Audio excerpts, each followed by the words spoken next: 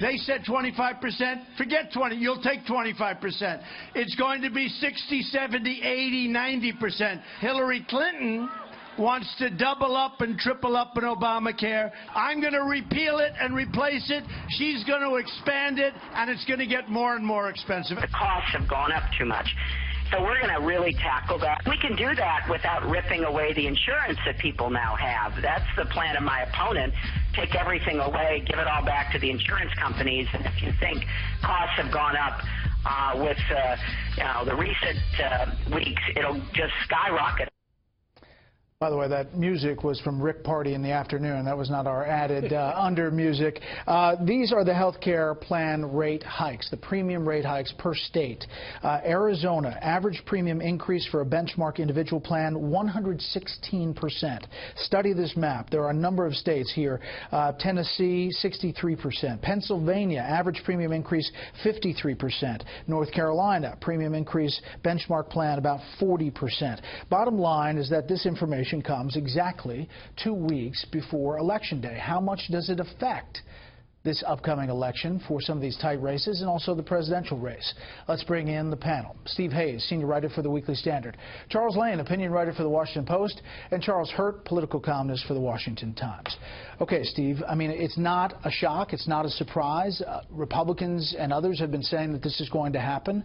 It's just that this is a confirmation. Yeah, I was actually rereading this book, Why Obamacare is Wrong for America, published in 2011, and it lays out these arguments. I mean, it basically predicts this. And it's not just that premiums are increasing, it's that the deductibles, more plans have deductibles associated with them, there are fewer choices. Basically, everything that Republicans warned about in advance of the passage of this law is happening right now.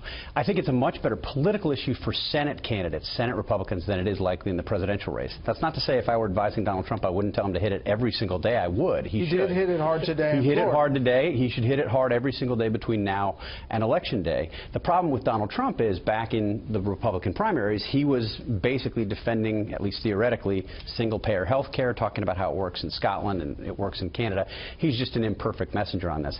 In the case of Romney, actually. Romney was absolutely an imperfect messenger on this. In the Senate, however, many of these candidates, virtually all the candidates, voted against this or have opposed it strongly ever since, voted in favor of repealing it. So they've got a much better argument, I think. Chuck.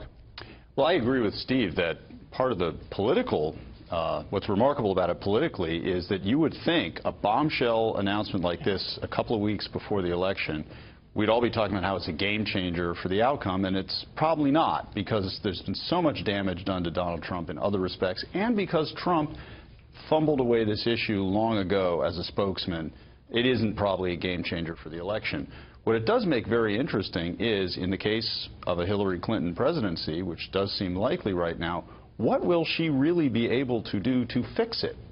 Because the way to fix this is going to be to adjust the incentives so that more people start. The reason the rates are going up is that not enough people are enrolling. Right, and their solution, when you ask them that, is the public option. Or more subsidies, as Valerie Jarrett was saying. Another thing they don't talk about... Which, by the way, subsidies are coming from the federal government. Correct. And paid by taxpayer money. Correct. And subsidies are also why these rate increases will not necessarily translate into a hit of the pocketbook who are going to pay them. It's just more the taxpayers are going to have to pay. What I'm trying to say is all of that cannot be done without Republican cooperation. He may change the filibuster, but it's still going to be there for any legislation to do with Obamacare. And, of course, the Republicans may retain control of the Senate. So what we're setting up here is sort of already in the first year of her presidency, if she gets in, she would have to have a huge either conflict or negotiation with the Republicans over all these issues. Yeah. All right, here's an evolution of President Obama on the key issues of Obamacare. If you've got health insurance, if your employer is doing the right thing, we're going to help that employer save $2,500 per family per year. What the American people care about is the fact that their premiums are going up 25, 40, 60%. And are we going to do something about it? One of these companies comes out with a new smartphone. Then it has a few bugs. What do? They fix it. They upgrade it. Unless it catches fire, then they just... then they pull it off the market. But you don't go back to using a rotary phone. You don't say, well, we're repealing smartphones. That's the last argument he made, Charlie. It was the Samsung comparison there, which phones that are in people's you pockets can't bring them on a plane. Yeah.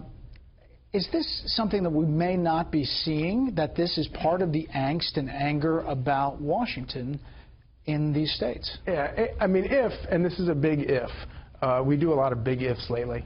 If, you know, something, the secret Trump vote out there manages to prove all of these polls to be wrong today, and that is a big if that were to happen, this would absolutely probably be one of the biggest issues, because, you know, driving that. Because, of course, you know, the numbers look bad, the news is bad, but what really stinks is when people at home are opening up these, you know, realizing that they're going to actually have to pay out of pocket. In any other election, this would be the October surprise. But because of, and to think of, you know, President Obama, I mean, it's amazing. His popularity right now is as high as anybody we have seen, you know, anybody leaving office after 8 years that we've seen in a very long time. And it's all because everyone's focus is on all these other stories. All right, quickly, just some people writing in. James Riley, yes, absolutely, it makes a difference. Very concerned that more of our money will pay for health insurance than to retirement savings. Christina, no, because we have Trump. Charles says it would have if Republicans had nominated a normal candidate, but here we are. Brian says, how can it not? This was shoved down our throats by Obama and a Democratic Congress. It was all a lie. Just some reaction there.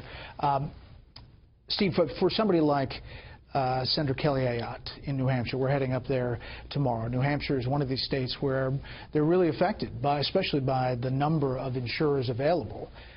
Does that change the trajectory in some of those races, the Senate races? I think it could. I mean, look, every Democratic candidate is going to be asked whether he or she supports this, whether supported it in the past, whether it's still something to celebrate or not. And I think in many cases they're going to want to back away from it, because if you're explaining, you're losing. I think, though, it does add to the broader sense that Washington is just broken.